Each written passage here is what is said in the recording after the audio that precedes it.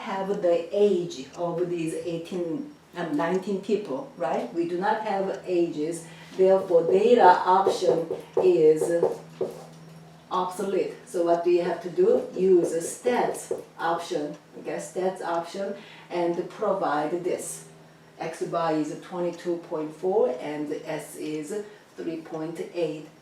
And then you are going to have an interval like this. So that's what they are showing in the back on page 118. Okay. Go to T interval, going through this.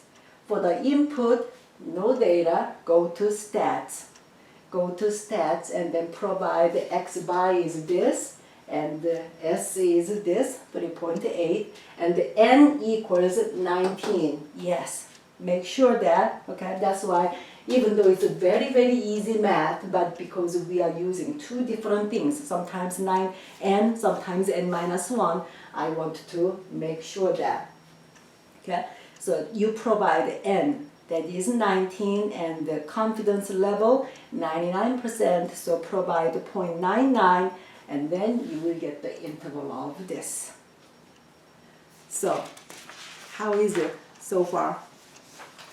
Well, not too bad, right? But again, I said I'm not going to do this, the computing N, the sample size, and over here. So, this is what we do today. So in summary, we estimate the population mean. One time we had the real data, those gas mileage, okay? For the gas mileage, yes, we had the real data of a size of 616 Ford Focus miles per gallon data. We would go from there and then we computed the level of confidence, the using given the level of confidence, we constructed confidence interval, okay? And the second one is we do not have a data. Well, instead, this time we have a sample size of 19 US workers. And just simply we got the statistics, okay, from that.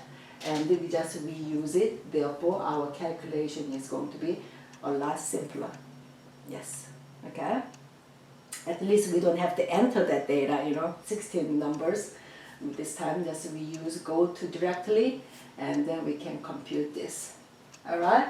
So, the vocabulary is the same. This number is still critical value, T critical value, and this portion is going to be, yes, standard deviation, and sample standard deviation divided by square root of n. We call this margin of error.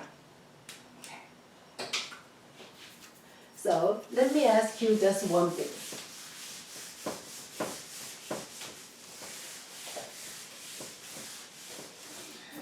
So what is known to us is this. Known to us is with the level of confidence is 95%. Okay, sample size is, it doesn't matter, let's say 25 over here, and we say, okay, n equals 25, and well, we constructed, and we found that this is 51, this is 49. Okay. So upper bound of this confidence interval is 51 and the lower bound is 49. From here, what is X bar? What is X bar? Previously, we knew X bar, we constructed the interval. This time, the interval is known. These are known. So what is X bar? Of course, do not think it just to make it too complicated. X bar is going to be right in the middle. Okay, right in the middle. Therefore, this one has to be 50. Yes. Last year, I asked this problem in the quiz. Probably numbers were a little more complicated. But then, it's like, how do we know? Yeah, that was a question I received. But it is going to be the interval is starting from the middle. Therefore, this is going to be the average of upper bound and the lower bound. So you can say average of upper bound plus lower bound divided by 2, that is x bar. Okay? That don't have to be just, you may say, just common sense once you learn this concept of a confidence interval. Alright? So, this estimating population mean, we do not use z interval. Okay, we do not use normal standard distribution table. We do not use z table. We use t table. T table. Who named T table? William Gossett. But he used a pseudonym student to hide, he didn't want to reveal his true identity. He worked for Guinness, and that's why he used the name student. Yes. So when you hear student T distribution, it has nothing to do with just student like you. Okay? Yes, that is William Gossett. Alright.